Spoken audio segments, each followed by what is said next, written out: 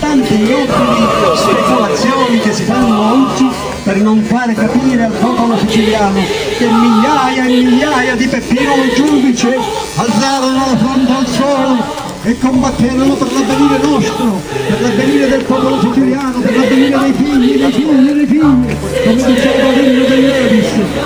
E questa che noi invece vediamo, ci sono tanti stranieri, dell'indipendentismo siciliano, moderno e progressista, che vengono dallo Stato. Noi lottiamo per difendere anche il diritto alla verità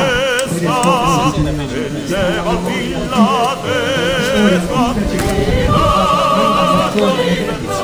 Noi vediamo ma non siamo impediti di fare dimostrazioni perché siamo un pochino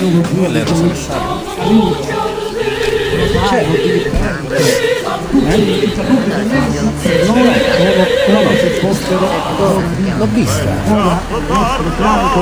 non è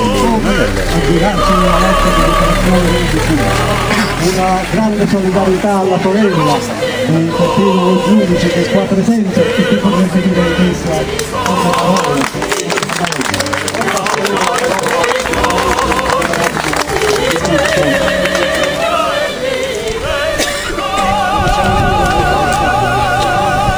Rosa Cassata leggerà la lettera che ha scritto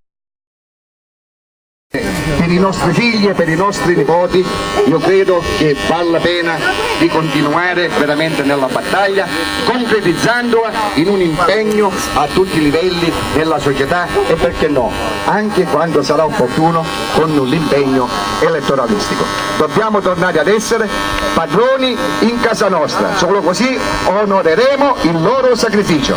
Viva il MIS, viva la Sicilia indipendente, viva tutti i gruppi sicilianisti che qui oggi onorano i caduti